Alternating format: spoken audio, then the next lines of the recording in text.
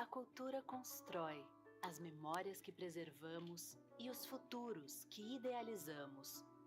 Cultura transcende barreiras, conecta corações, transforma realidades. Acreditar na energia que vem da cultura é acreditar que as histórias transformam os palcos, os ritmos e os cantos desse país. São nessas histórias que encontramos a alma e a diversidade de um povo.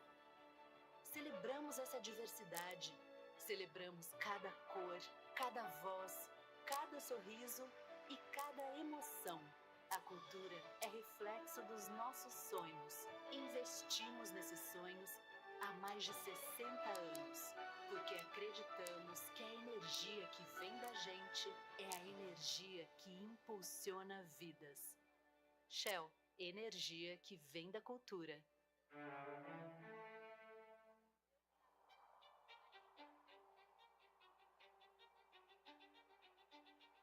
Onde tem cultura, a Vale está.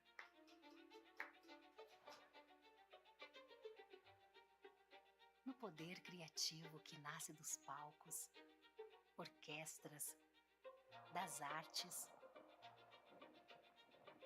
das ruas e dos museus. Na valorização das diversas identidades brasileiras e na preservação de memórias. Onde toca um instrumento, um futuro desperta. Nas trocas de saberes, sonhos e oportunidades se concretizam. Dos projetos que todo mundo conhece, aos que todo mundo precisa conhecer, é valorizando a cultura que crescemos e evoluímos juntos.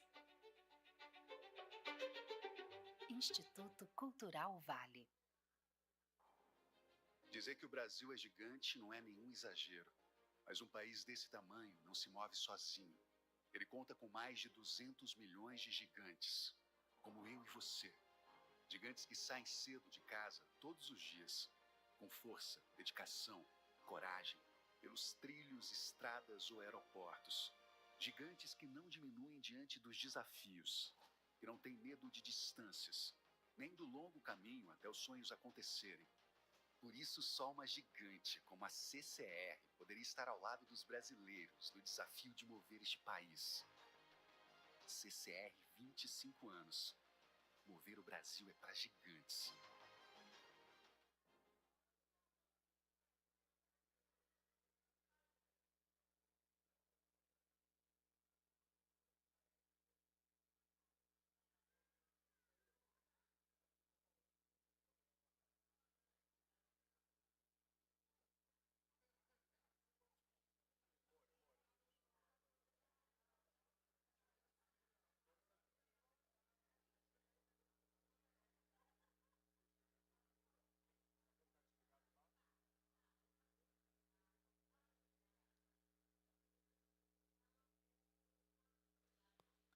Alô, então, voltamos. Hello, we are back with our activities after this wonderful panel that you have just seen. Joanice Conceição, I'm your fan, about mothering and caring, especially for us that are conditioned in a structured way to this place of care, and we think takes care of us and gives us the possibility of facing our fears and our anxieties. I'm very happy to be here, seeing such a perceptive audience, and remembering that our events are being transmitted live through Futura channel and also YouTube. So if you are in another country, you can follow, or in another city, you can follow our program. Did you enjoy it? And we also have accessibility and the simultaneous translation. Since today we're going to have many international panels 10 or 20 minutes before the panel, please take your devices for the translation. Now let's go to the next panel, and it's going to be very interesting. The image field is responsible directly to sustain the responsibility of a society, what it would like to see in itself and preserves. For a long time, institutions responsible for the memory worked to safeguard the privilege of the white privilege, the white. So now we had spaces of arts and images and curatorship being the subversion of this white body. And in fact, is only the representation of the image that matters, or how and where and for and with whom they are built. So we're talking about the capacity of having a plain life, the right to food, but also leisure, not only condemned to the marginalized life.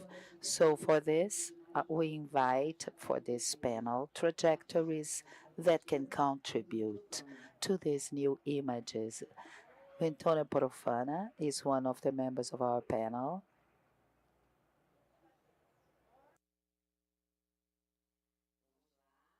Diretora roteirista. Priestess and journalist from Oxalá Produções, director and producer Joyce Prado.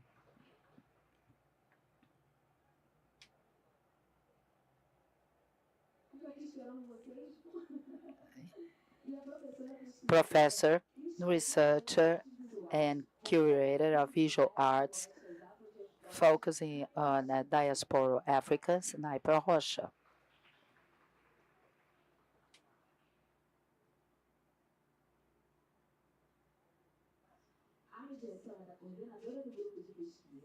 Mediator is the coordinator of aesthetics and politics of the Black Image, Jamaicena.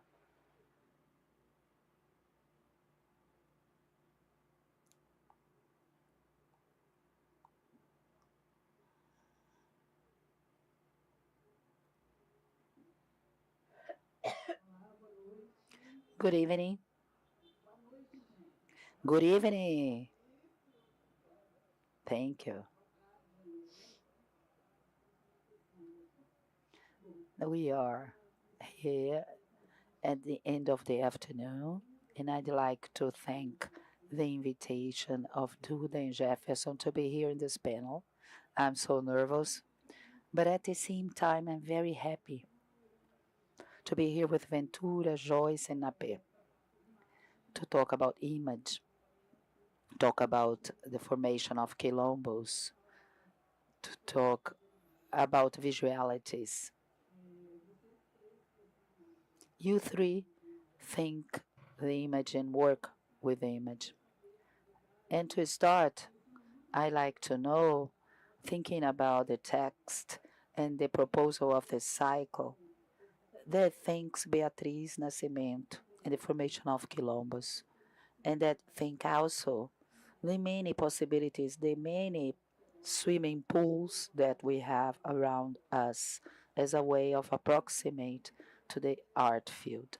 My first question to the three of you: what was the first time that you guys entered a swimming pool? Nape?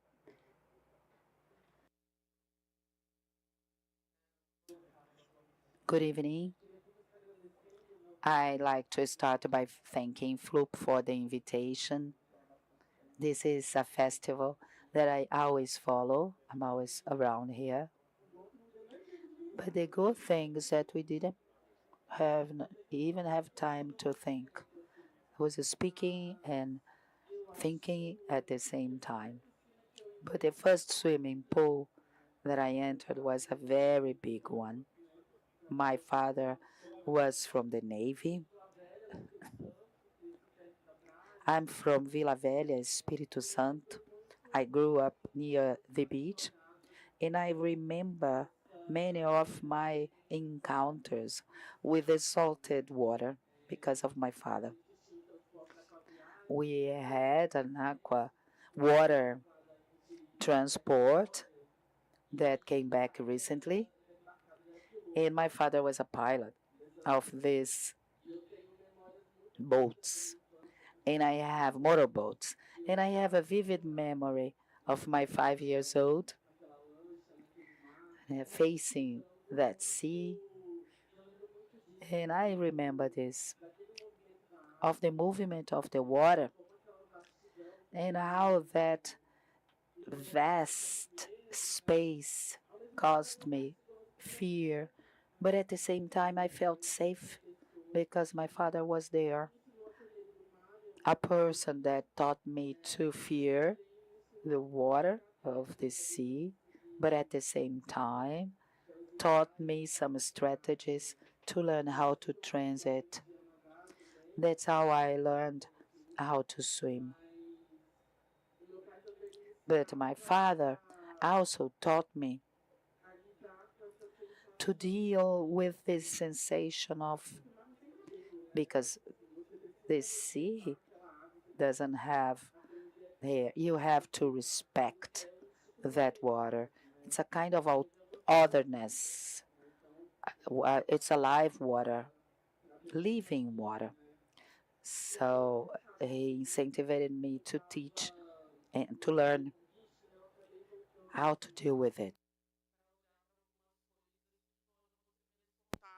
I ended up going back, and that's when I made contact with Beatriz Nascimento. I watched Ori. It was the first contact that I have some years ago. And there is a part of this movie that where she says something that marked me, and I started thinking about it again. Where she says that the Quilombo is the space where we have the sensation of an ocean. And this really moves me. When she's going to think Quilombo not only as a physical territory, but an existential one. Quilombo is a kind of sensation that is provoked in us. And to think that bodiness are part, fundamental part of this experience, because the sensation is from the body. It has a physicality. But at the same time, we somatize and the body feels all those sensations. So I was thinking, how can I create strategies to enter this space of, of this existential quilombo? How do we produce encounters? How do we live the experiences of body beyond the violences? They are obvious and remarkable. And how do we experience the body as something delicious? What are these pleasures that we experience and provoke in the others? They are very collective experience, like being in a party, in a funk ball, when we meet, get together to drink something. And I think that this collective experience, they are also swimming pools that we entered. I think the first one that I entered was Kalonga, an ancestral one, primordial one. Of course, the Atlantic is a place of so much pain, but also a place where we go back to pay rituals to and to cultivate.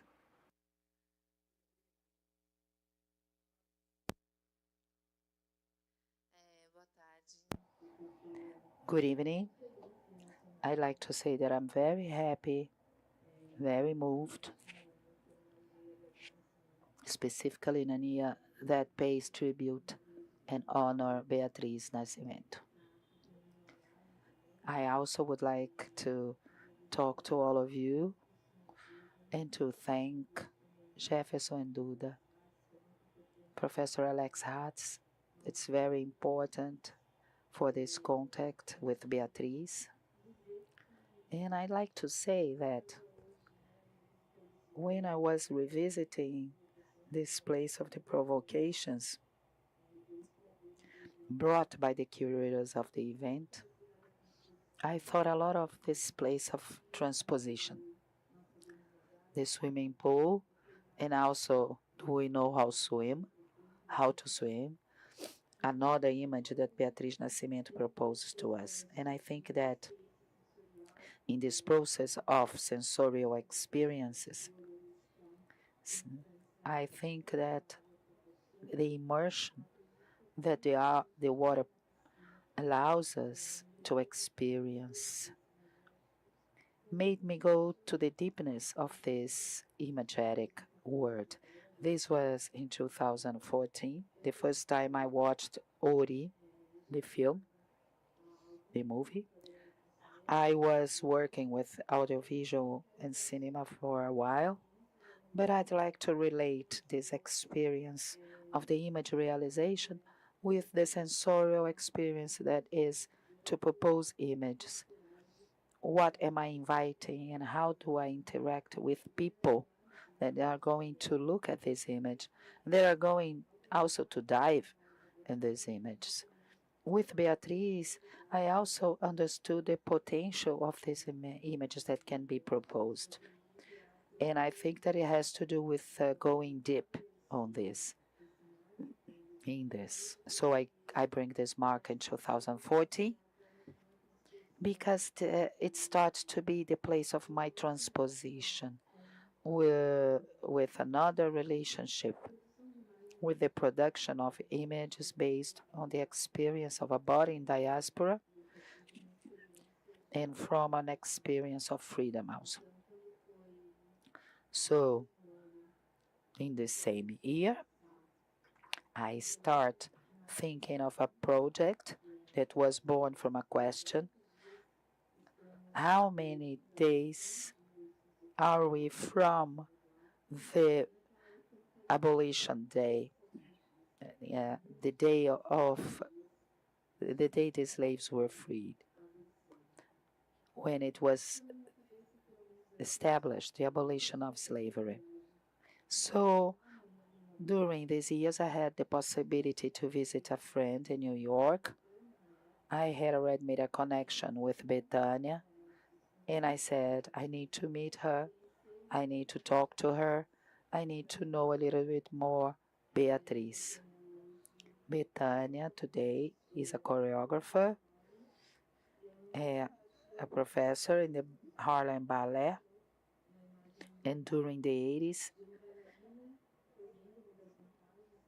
she showed me an image during the 80s of a ballet dancer in the newspaper. So, and she saw all the possibilities for her also. So I think this is the swimming pool.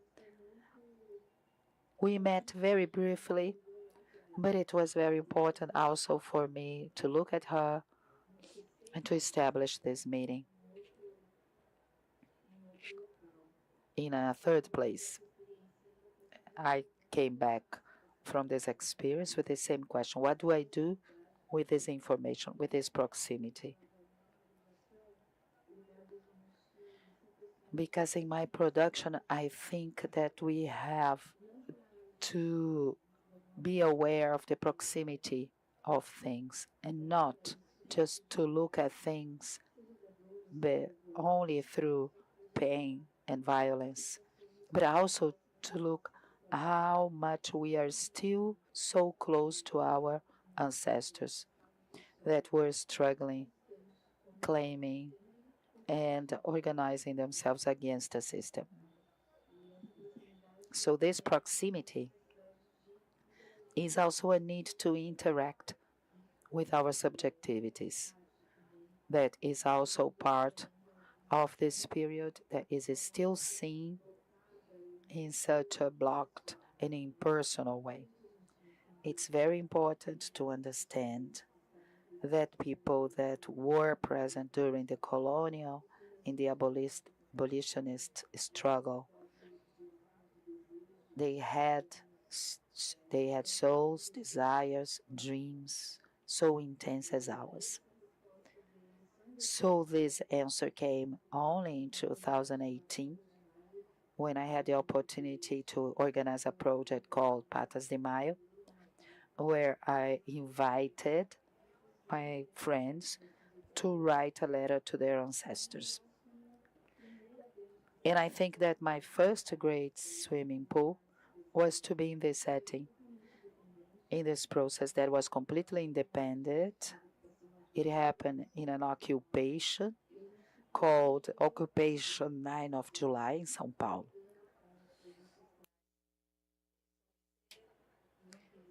Ancestors, they met, they didn't meet. Grandparents. And when I was editing this material, there was a melody in the background, and no one was singing at that moment. So I think that since I had the contact with Doriki and diving into Beatriz, I couldn't come out anymore of this space.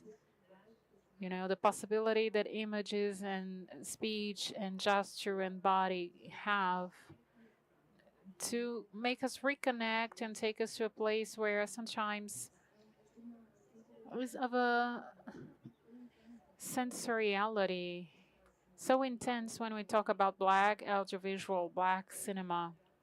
It's a possibility of looking at the screens and have the sensation, intensity of something that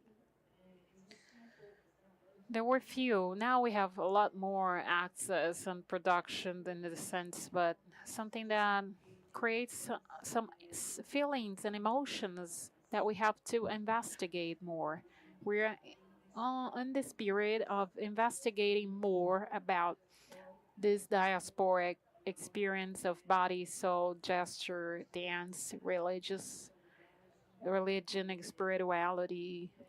And it's one of the things I believe in, the power of the audiovisual to frame this. Thank you.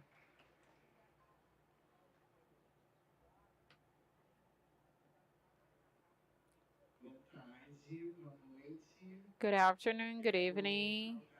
I would like to greet all of you here, the incarnated presences and the spiritual forces that are with us and conduct us, brought us here tonight, that we may go on to another day of meetings and affection. I'd like to thank you for your presence here, and I had some time to think about polls and polls. The first thing that came into my mind was, I guess, the first big poll, most precious one, was the moment in which I allowed myself to be loved. I think the first experience I gave myself not as a doll to someone, a plastic doll, but someone alive, super complex with desires, fragilities, insecurities, but but also with a great deal of generosity and dreams. So I feel that this was the first great pull, this moment of being able to accept living in and recognizing that you deserve love, deserve a deep love, an abundant love, and to look at yourself into the other with this confidence. Maybe this was a fundamental pull the one that most leaves a mark, a sign in me. And I feel that there is still something, a dark side in all this. Just as if how do I build a relation of love and nutrition with myself, with my spirit, my desire, my body? And I think that for so many years I've been taught to self-destroy myself, to self-destroy. And I think that my as I self-destroyed me, I was irrigating other lands, other territories. So this colonial system that we live in, it takes us to this process of we're rich and abundant in water inside of us. We have fountains and powerful sources of water, but since our first years were conducted, we're taught to conduct our water to other fields, not to our fields, to our heart, to our spaces. And this world's architecture, uh, this aqueducts teach us that we have to irrigate other people's fields, and we're being destroyed and drained, and our energy of life and transformation is being pushed away from us. And I think that our pools are, drying because this water of life being um is being dumped somewhere else. And I think this artistic practice that I developed which is a practice of life, consists in trying to recover, to retrieve this water, not of not draining the water, and doing this movement of irrigating myself with my water. This is my destiny. This is my own heart, my own body. I need to have to be wiser in choosing where my water, my life, my resources of life emanating from me will be used, distributed. So I think that when I understand that I deserve love, when I start to practice it to my daily life, when I recognize the difficulty in let myself being loved, this is where this pole starts to bathe, you know, to be dumped into my own body, and I start to enjoy this pool and whatever this pool can offer us.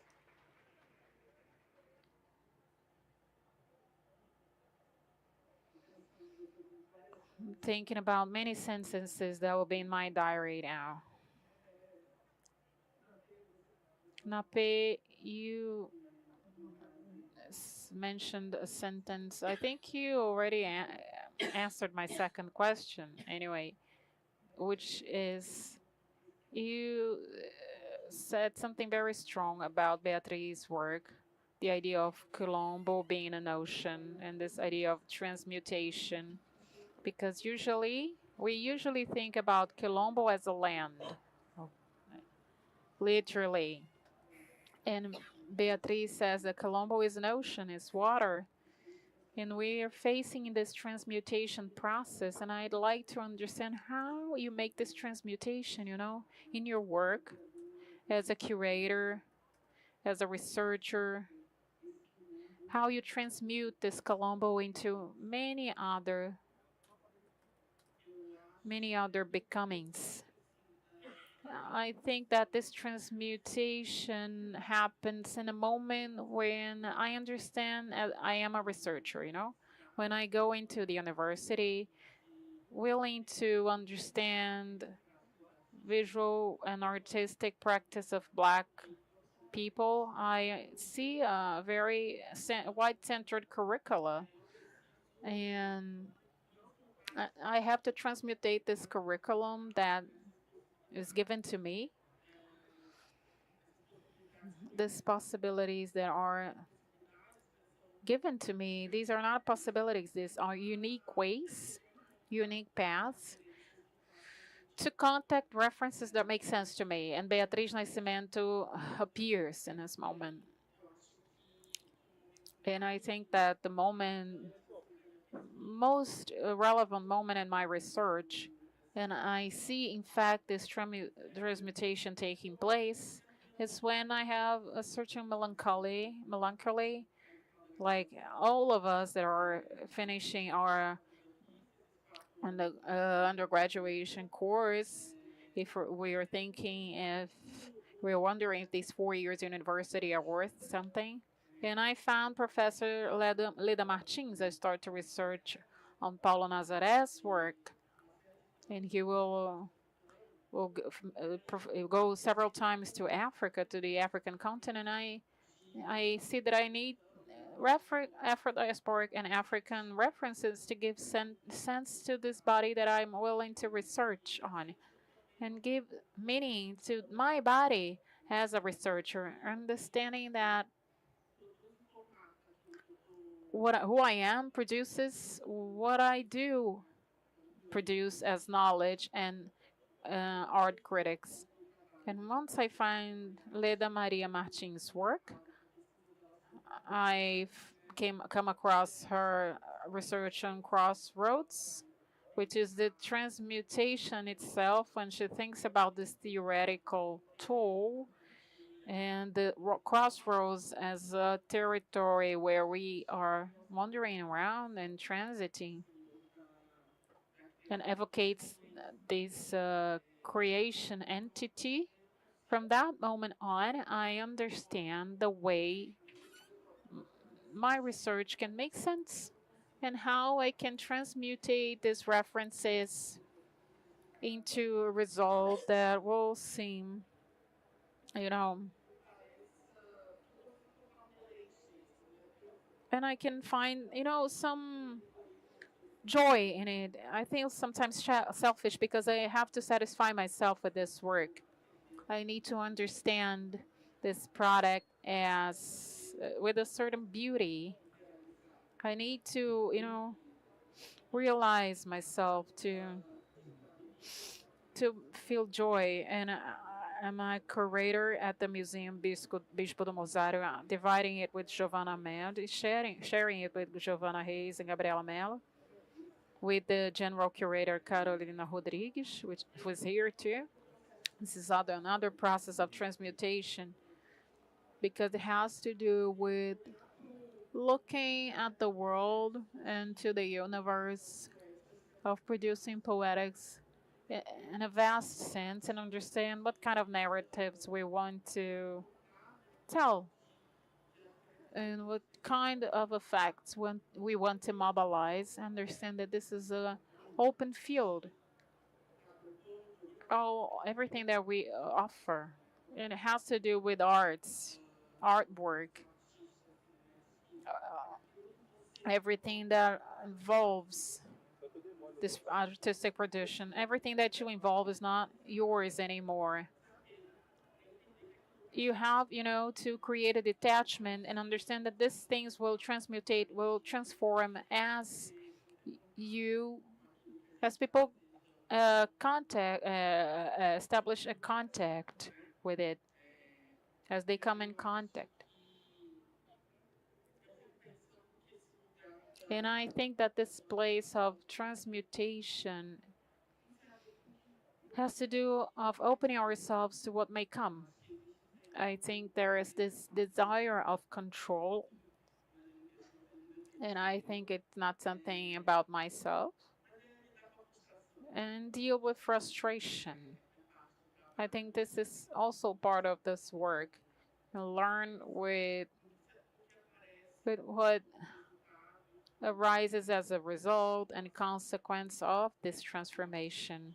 And in fact, I think This gives us possibilities, radical possibilities of inventing other ways of interpreting the reality, other ways of provoking sensations. I think that's it.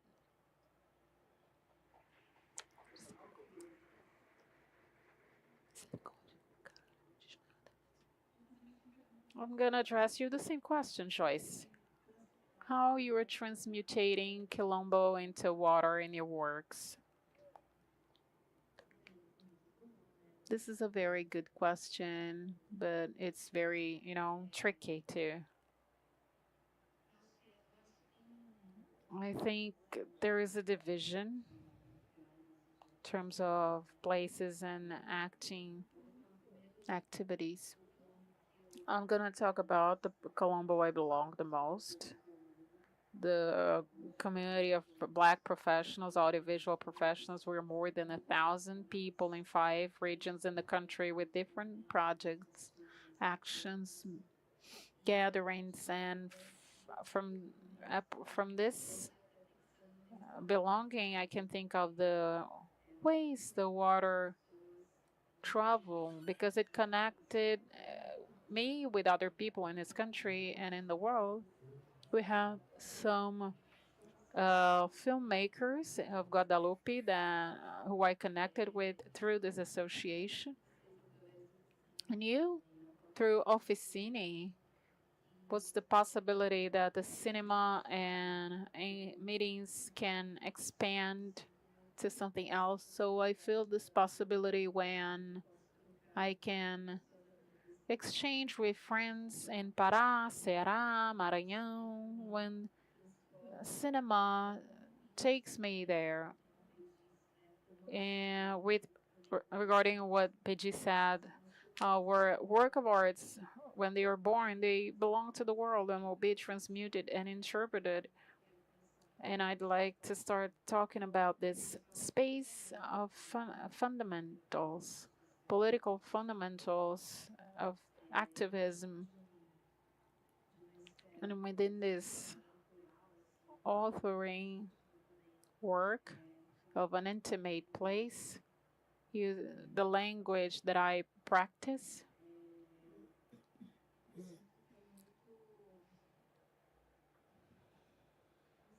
I don't know. I think the cinema is about collective experience. And when I have the possibility of going to Quilombos, I have the possibility of connecting myself to not only to these collective experiences, but especially to this knowledge that will be passed on through generations, through these practices and the culture of relationships, of planting, of building, of speaking, celebrating the relationship with divine nature, land. This is all part of it. And recently I've been to the Kalunga territory, the biggest Colombo we have, 220,000 hectares and communities. It's extremely isolated until today. And I see this and I think about this immense place.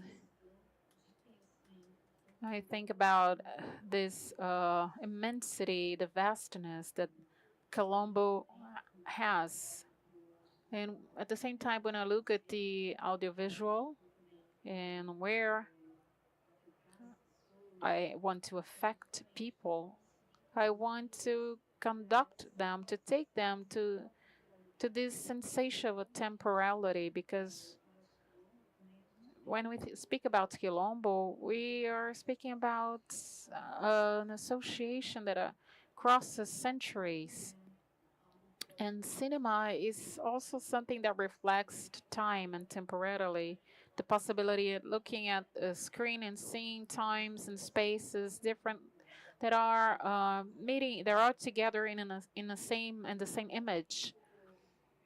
And I'm also this desire or investigating and conducting Black people to a place of a regathering, re-encounter. I heard of an old man once in Cachoeira, in São Felix, and he said, "It's not that you don't know; you just don't remember." And then we stop and think, I think he's right. There is a place, and Beatriz says about this collective amnesia imposed to Black people. We are trying to, to retrieve this memory and to rescue and redeem this memory. And it's pivotal to place ourselves in roots and in movement. And this is all about the diaspora, to meet people from different nationalities, different states. These are roots for that makes us recognize ourselves again, and at the same time, how we have our works as provocations, so people that can dig into themselves and identify where they come from and their origins, not only territories, but I want to know specifically what part of country of Africa I come from. And as we're gonna have today, a Criolla drum. Do you know what Africa we're talking about? What place in Africa is being shown? And at the same time, think that we reinvented life. The diaspora is a reinvention of life. And how many tools and thoughts and knowledge and traditions and exchanges were necessary for us to be here reinventing life. Once I interviewed an old lady from the Homens Pretos de São Paulo, Irmandade, and from this brotherhood, and she was talking about this arrival with the body, arriving in a place only with your body, no tools, and your body is a tool for creation, and from that body we were able to reinvent so many of our traditions and habits of our cultures in a very hostile context. Maybe this is the most intense transmutations we have been through in Abiyala, arrive here and do all of this that is resisting until today, and understand the continuity of this invention, this reinvention, how we will move on proposing, inquiring, investigating, creating conflicts, questioning, so that we can go on reinventing a life that will be more with more dignity to us, to our descendants, to and understand that there is a pact that we renew every time, constantly. Even if the circumstances are hostile, we renew this pact.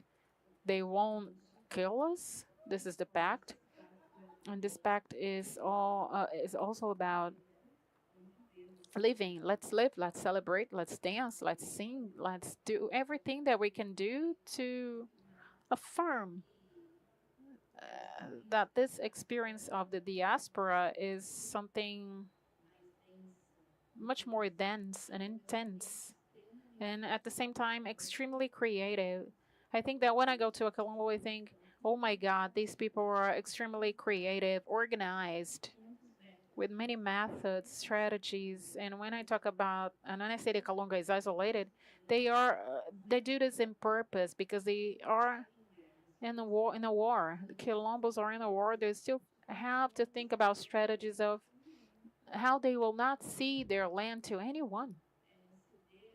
And they won't, give up to this lobby, intense lobby that they are subjected to. So it's a place of a lot of creativity and life. And I'm always thinking how I would like that young people, children, all Black people in an urban context could, see realize how the Quilombos are organized and what level of organization is encompassed and the level of transmission of knowledge so that the space can go on existing in a period like ours today where when everything is thought and created to extinguish this quilombo, this situation.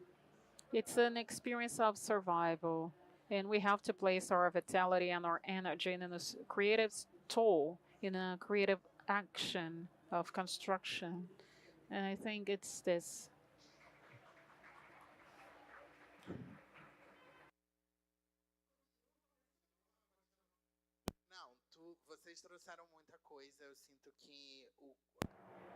I feel that this thing that the body brings, our body is a great guardian of memories, and it's the key for these portals that take us to places and conditions that many times they tell us it's impossible, and the keys are here.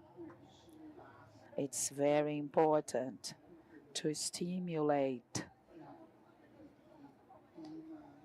something that has a direct relation with my body.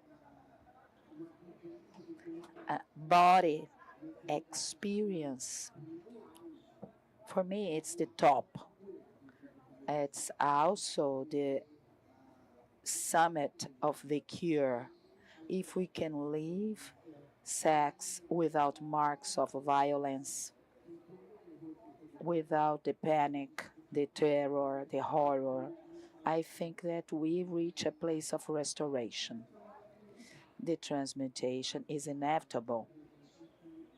It's present everywhere because Eshu is everywhere, including the places that are not considered places. They are named non-places. So even in this field of impossibilities, our presence, our life, our participation are real. So I think that many times, let me just to read here my observations I wrote down because I said so many important things. So we renew this pact. It's a constant work daily. We wake up and choose the well-being and living, and also to commit to care of this quilombo that is ourselves. It's to disconsider the I when we see that it's trying to be everything.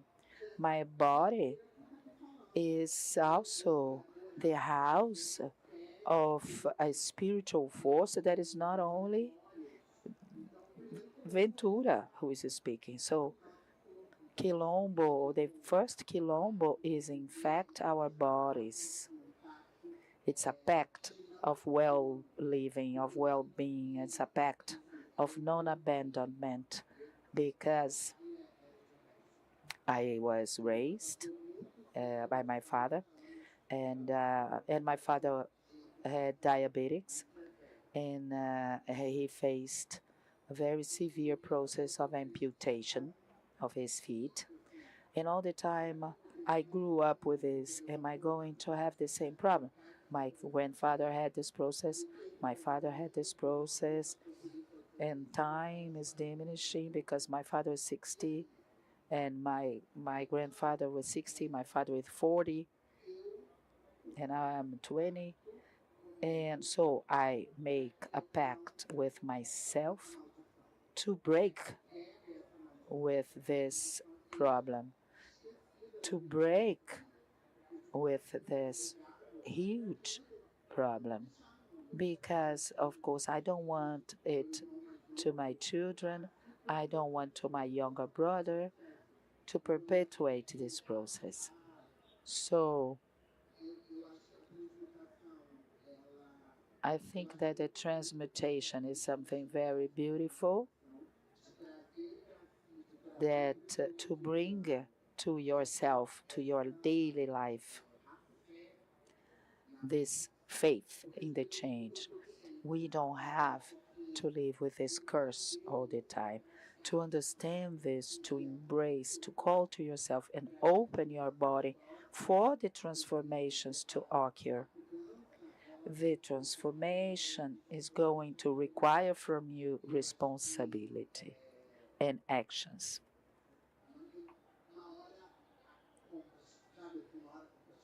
And there will be a time in which the bill will arrive. So I cannot pretend this is not going to happen. It's very important to assume the responsibilities, especially when we are the makers. You're thinking about the images. It's so beautiful to create images, but it's fundamental to take care of the invisible. The invisible calls us and requires from us double the visible, and all the visibilities require from us. So I think that the challenge, in fact, is to commit with the images that we create, but at the same time have responsibility and attention to the processes that are not seen, because the processes that are not seen that end up in what is delivered as image, final image, let's say. It has to do with so many things, but I think, and that we are oceans. Why we are quilombos and oceans? Our existence is oceanic. Our composition of flesh is very watered, aquatic. We have rivers, we have seas. When we meet, when we have an encounter, I love when you bring this because the encounter has an incalculable capacity of transformation.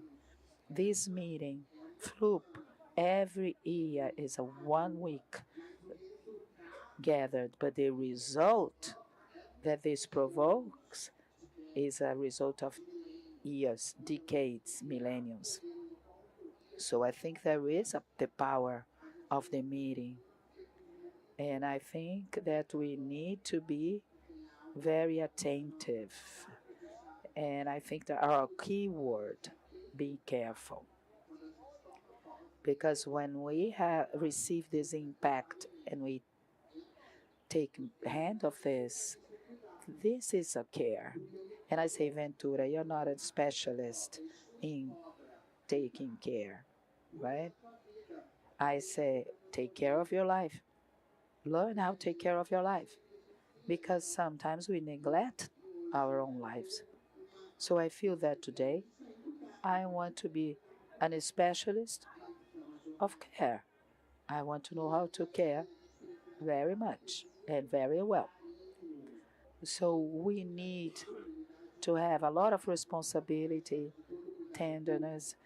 You know that story that it's never too much to be attentive and to be careful, because transmutation requires attention. So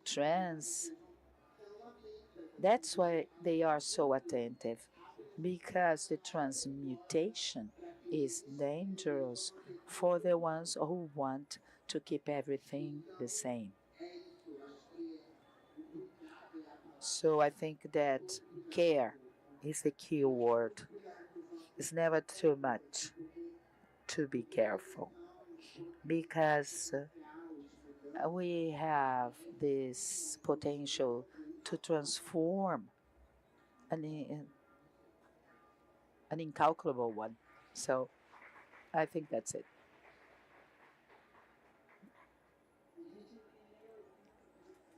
We still have half an hour, and I'd like to make some specific questions about your work. Thinking about these practices of encounters, practices of care. There is something that I like very much in your research, that generated the book about the work of Paulo Nazaré. But there's something that you do in the beginning of your research that is incredible, which is to approximate. I think it's one of the tasks today, that is to approximate it to people that didn't have the opportunity because of epistemic racism, university racism. So you make approximations with Paulo Nazaré, Norman Yusu, with other artists. I think this is impressive and very beautiful in your work. Think that the practice of curatorship is a practice of care. Above all, it's a practice of care. It's very strong to see you practicing this in the formation of this Colombo, trying to bring closer the ones who didn't have this opportunity. And also in the field of the thinking field, you approximate these people inside your writing.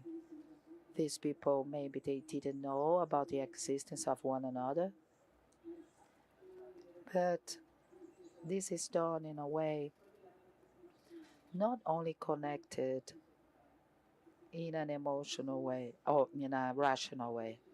I always tell people that we don't think in a very rational way what we do. We are the second biggest black population in the world, so we have to put ourselves in the world to understand. So if you put these persons in connection and these persons everywhere, not nationalizing your work is something so important.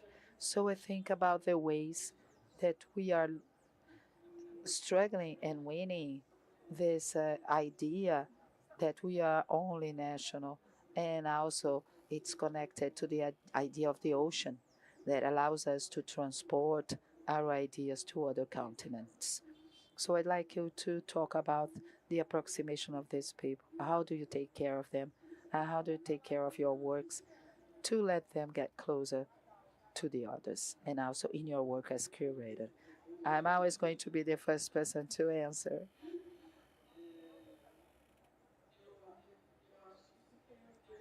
I think that this has to do with a kind of commitment. I think it's a commitment that people who are interested in looking at this artistic practice of Black people, and that they have to maintain and propose these approximations, not looking at the artists in the isolated way, and understand that Heitor Prazeres was not alone in the modernism. Nobody is alone in the Art Academy, in the Fine Arts Academy, because I think that the colonialism, they usually do this since we were kidnapped and brought here. What they do is to put a lot of people with different languages to live in the same space as a strategy to make less strong and especially to weaken our movements. And this also happens when we talk about the production of knowledge in our arts, and the historiography of art is colonial. So I think there is an effort of some theoreticians, I don't think it's recent, to try to tell a different story and to understand that if we are in a diaspora where we were spread it all over, there are elements that can put can put ourselves closer than distant. So this is Afro-diasporical information. My PhD research, I was looking the artistic practices in Brazil and in Cuba, specifically works that dialogue with Lingua. Understand which are these conductors, these continuities, to quote, to mention Beatriz, which are these spirals that connect us, which common stories, these threads that conduct us and are present in these stories that are being told. It's beyond the pain. There is a certain expectation that these artistic Black people will still, telling and retelling this story of violence. And at the same time, you have gestures of freedom, of, telling other stories, of thinking which are these possibilities and escape routes to create new routes, new paths of producing vitality. And this is something that comes from the diaspora. That's why we are here, alive, and that's why we're producing knowledge. That's why we are here being multiple people, That's, I think that this exercise is something that I've been thinking about, this exercise that could be a way of thinking of in terms of comparative studies, but thinking the encounter, which are the possible encounters within these multiple realities in the context of our context, which is different from Cuba, from the United States, the Argentina, and understand that whoever came here went there too, Our Bantu Yoruba populations occupied all these other territories in a very broad sense. So there is this thread of ancestrality. An ancestrality that is not that does not regard an attachment to the past, but the creation of strategies of survival. And these are artistic practices are there to show how we can reinvent other worlds, tell our story. And talking about the diaspora, I think it's an exercise of showing how we represent a multitude and not looking at this artistic practices are isolated. Look at this diversity of ways of living, of experiences that are being produced throughout, the diaspora and the continent, and in the continent, which is the data from colonialism. It says that we are all the same. I think this is a commitment to being a curator and to this this ethics and the work that I'm developing. What kind of issues and proportion that my work is having in this moment. Joyce, you have the film Fabulas of Baeta, which is for children, about children too. And it's beautiful.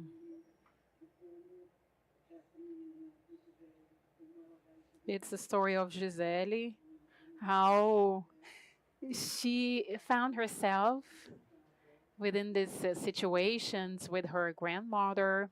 Please watch the movie. And this stories that the grandmother invented to her. So before creating stories, you were already there. So, and as a coincidence, I was reading again the text of a couple called Kennedy and Clark, a couple of psychologists that invented the test of the doll. You know this test? You put a black doll and a white doll, and you ask them, what's the beautiful doll? What's the ugly doll? What's the bad doll? What's the good doll? They invented this test to small children. They lived in Harlem and they started to perceive that even the children living in a black community, racism was very heavy on them. So they started thinking that, okay, we cannot destroy this system, this racist system of segregation, but we can start training the families and the schools for them to turn their children less unhappy and stronger. I read this week, and they say the best way to do it is to tell stories to children. That And please, grandparents, tell your children stories. And remembered your film, I was thinking how we were connected, I thought about these connections, even without knowing sometimes, even if we don't have the possibility of knowing, this structural racism makes so that we are not aware of the production that people are producing in other fields, such as psychology, for instance. And I think this is so strong, the idea that Money and Clark, they're in Harlem testing dolls and saying that we should tell our children stories so that they can understand and accept themselves better and become stronger. And how you can build this, the need to, the older will tell stories to the younger and grandmother and grandchild, to make these children stronger. And I was asking, thinking at the same time, you and Giselle is the grandmother, right? And I'd like you to, you know, say something about it. And if I am correct, if I'm right in my impression, it's exactly that. During these years that we were producing, Fábulas de Baita produced in 2014, and we were there like, I am thinking about the cinema as a process through which you learn to open your eyes, and then you learn to listen and to feel and to tell stories. So this is such a sensorial process. And in 2014, Fábulas de Baita was an experience of a very radical change. We tested more than 30 kids for the participation in this film, and only two of them had, knew about stories with black protagonists, because I asked them to tell me stories to understand how much they could understand a narrative to be part of the project. And when they were telling stories, of terror movies, you're talking about 5 6 year old children, and I was impressed about how early they have context with violent images. So they were from 5 to 9 years old, and just a couple of siblings, and you already seeing by how they were dressed that they were so close to this place of blackness and black culture. And at the same time, you have these children that were there stimulated by this visual culture without them. You had mothers and fathers taking them to the audition. You have two situations. You had this audition with children, and we had fathers and mothers exchanging about their experiences and the experiences of the children, and saying how much these children and these families would like to see more movies like Fábula de Baída when they were young, like their children.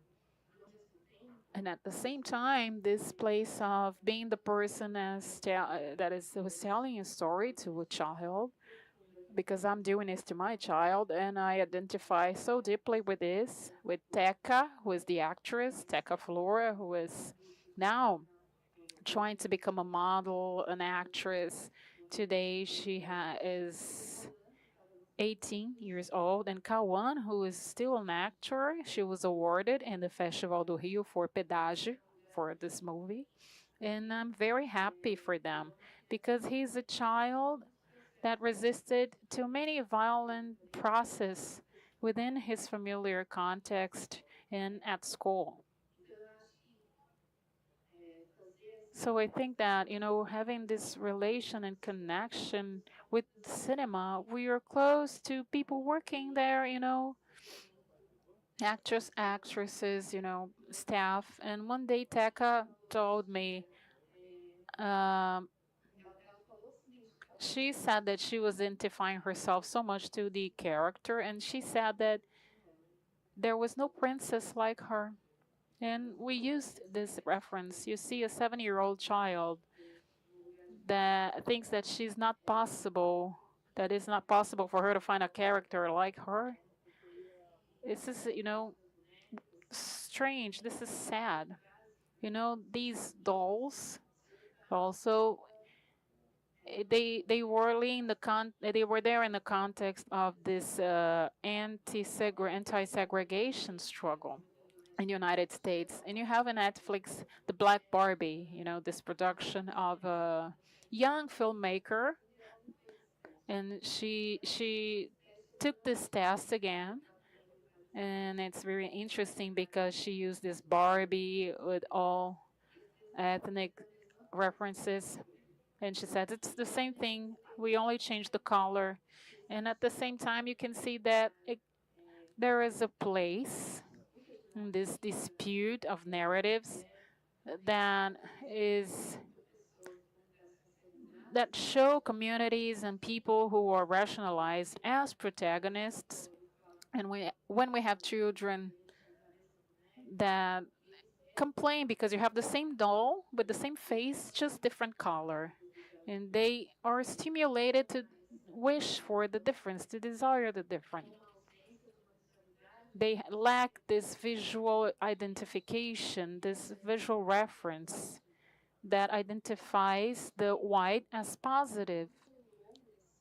And we have a way ahead in this sense, a long way. And when we talk about artificial intelligence, which is a very sensible field for producing images, what kind of images does it produce? What kind of beauty associated to these images? What kind of bodies? When you ask to AI to create an image of a black fat person, what's the kind of image that it creates? I'm kind of afraid of the fact that we are advancing to another technology without necessarily, as a society, have debated, have discussed essential themes such as aesthetics and beauty. You know, for sure, being able to offer a diversity of visual references to people, to children, to young people. We are still, um, catwalking. We're still in the beginning. And in this field of telling stories and creating them, I see myself working with some projects with children, but mainly aiming at bringing this perspective of images that people, as these children, see surrounding them. And at the same time, being able to understand that the childhood is the beginning of the construction of a conscience. I'll speak I'll give you some information about this new film I'm producing in European context of the representation of Black women throughout history in Brazil, since the illustrations, the old photos, to arts and pictures. And it's interesting to think that until a certain age, white people have a very close relationship to their babysitters and their breastfeeding women. And then it's cut. This relationship is cut, and they start to see these babysitters as their, domestic workers. And there is a moment in which these children are stimulated to be with these people, and these children, as human beings with desire. Why does this relationship change? Why can they be close to a Black person in the same affectious and caring way as they were in the beginning, in childhood? So this place of how we still have a place that we have to take care in this transition from childhood to teenage to adult, take care of the images and how we relate to children as subjects of rights. And in this project, specifically, we have so many babysitters reporting how they are, fired when children start to call them mother. They start to refer as them as mother. So what's this society where the place for the affection is almost, a place that we don't, take care. You don't care about it because sometimes these babysitters are fired, and the children feel it like mourning. They are mourning this person that was fired. You don't think that this child created a bonding a relationship with this Black woman, and childhood is a place that deserves attention and care in terms of how you can effectively fight against any discrimination, racial one, so many others, because children are more, sensitive and open to this build a construction of a relationship. And this movie caught my attention in terms of this behavior, this whitening culture. There's a babysitter, she serves, she cares. But when the child becomes independent, now I want you in another place. Now you become a domestic worker. And cinema and working with cinema, there is this, it also encompasses this difficult relations, this difficult cultures of relationship. To establish a relationship with the other is also a cultural matter. The way I connect to you, the way I get to know you, the way I build a relationship with you, this is so cultural too. But we are not talking about this particular issue of the culture, and cinema can do it. And that's why we use it as a tool, and I believe it's really powerful to bring visuality to this kind of cultural matters that are of touching this foundation of the society. It's a conflict. It's a conflictual country, this one, in terms of affection, and it's very hard to live these dynamics. That's all.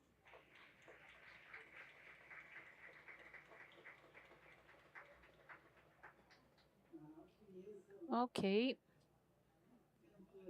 Okay, Ms. Aventura, I have a wonderful student, Jonathan. Last year, he was going to give a class to my undergraduate students in Caxias, and he was talking about your work,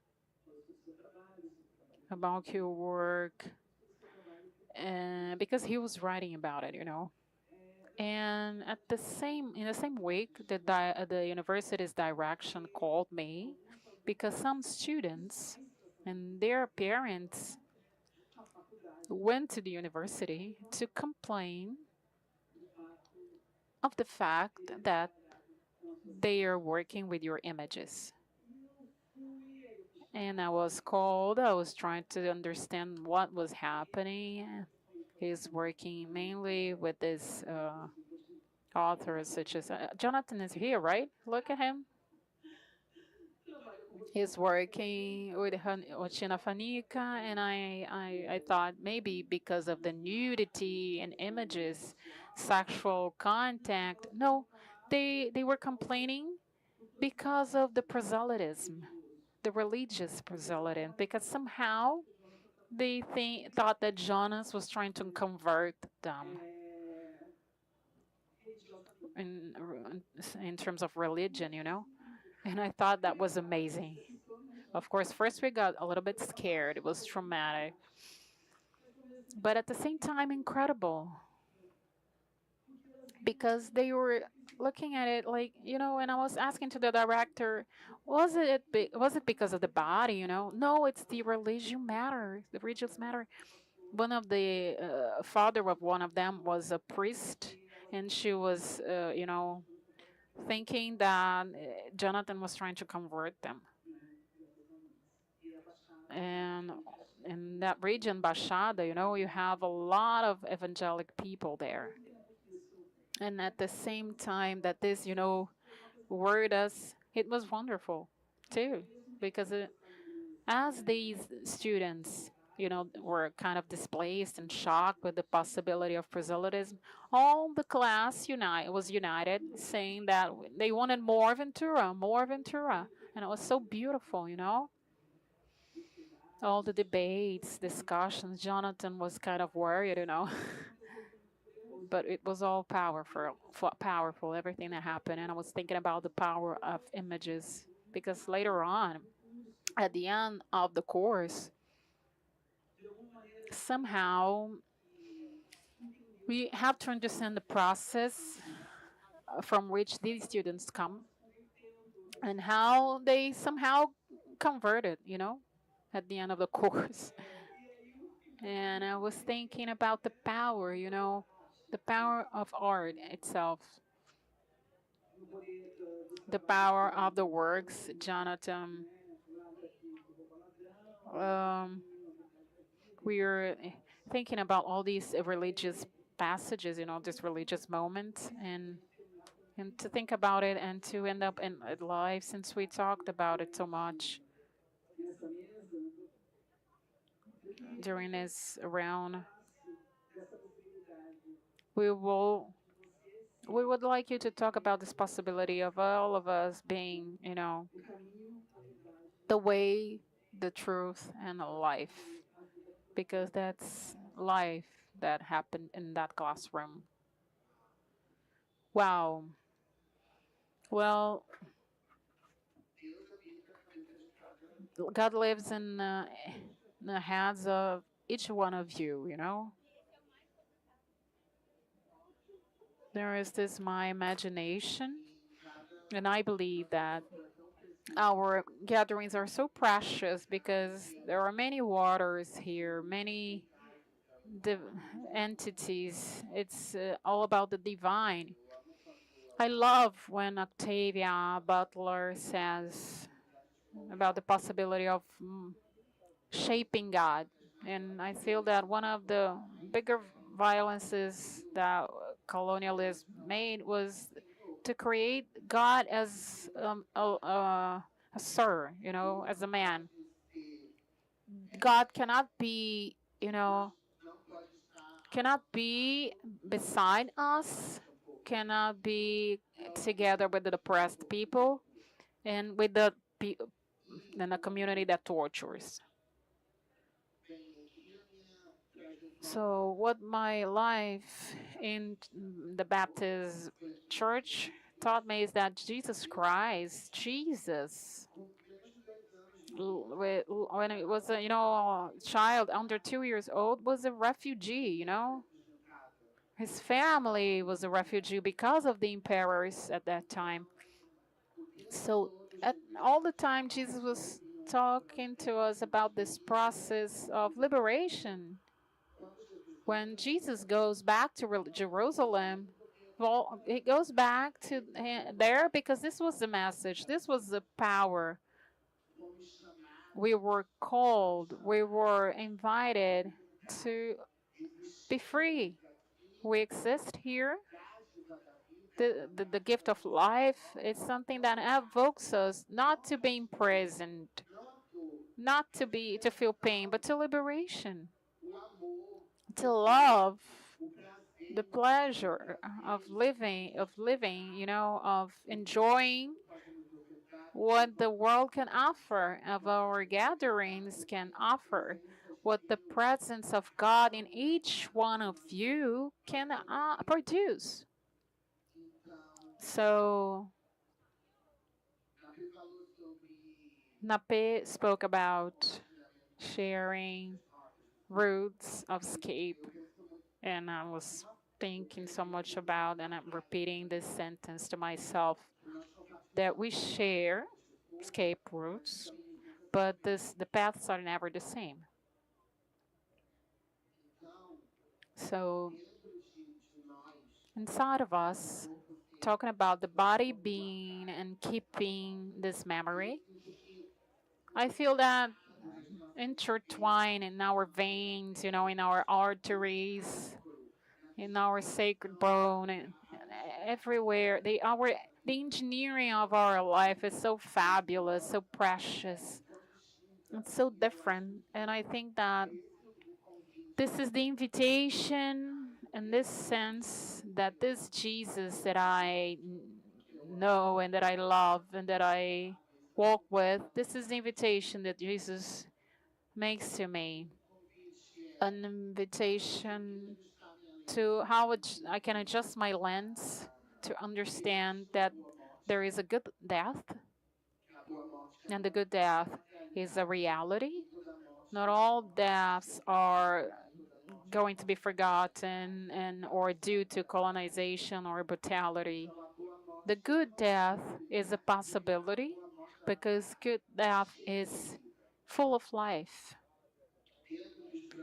Within the process of decomposition, the composition is being made. It's constant. I am the way, the truth, and the life. My grandfather, before passing, he told me, in truth means as a whole. It's something that you feel. I remember, I remember his voice saying that something you feel. It's something that exists, that connects us to spirit. So this is the power of truth somehow, it, when we understand the truth of our life, of our journey, of our trajectories, when we dump love into it, we detach ourselves from these temporary prisons of linearity. We are able not to suffer so much for it because the world is saying your time is over. And our time is over too. See? But it's not finishing. It remains, it reverberates. And look, it's now or never. No, no. Like there are, it's about having to train your patience, your breathing, and be able to receive a little bit of what life has to offer, and escaping a little bit from this control. And I think that one thing is being responsible, and something else is exerting control. I think we need to learn to know. We have to learn to love the waters when they are not under our control, and enjoy it, because we are obsessed with norms and commandments that coloniality gives to us, because we're always negotiating every time with who wants to kill us, but we're negotiating with people that we don't want to see dead. And we need a samba,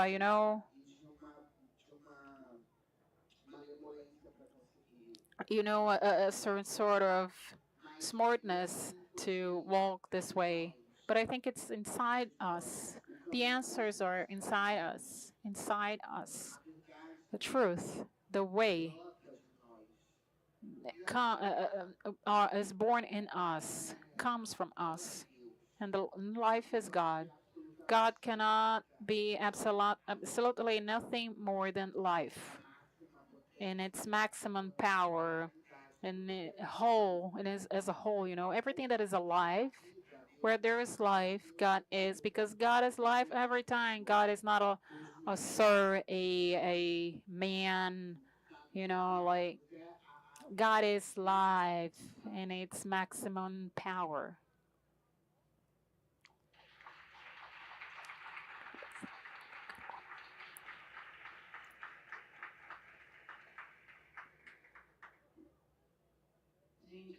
Guys, it's with a lot of, sadness that I conclude this roundtable. I'm so emotional right now after your speeches, the possibility of this power for Aquilombamento. And I'd like to thank you all here now with us, Aquilombando with us, transmutating with us, becoming Quilombos, becoming waters, becoming, Nape, thank you. Joyce, thank you. Ventura, thank you. Do you want to say your final remarks? No? All right. So let's conclude here. I'd like to thank you. I'm sorry. I want to thank you, Jenna. Thank you so much for this mediation questions. It was so precious. I loved it. Loved to be here with you.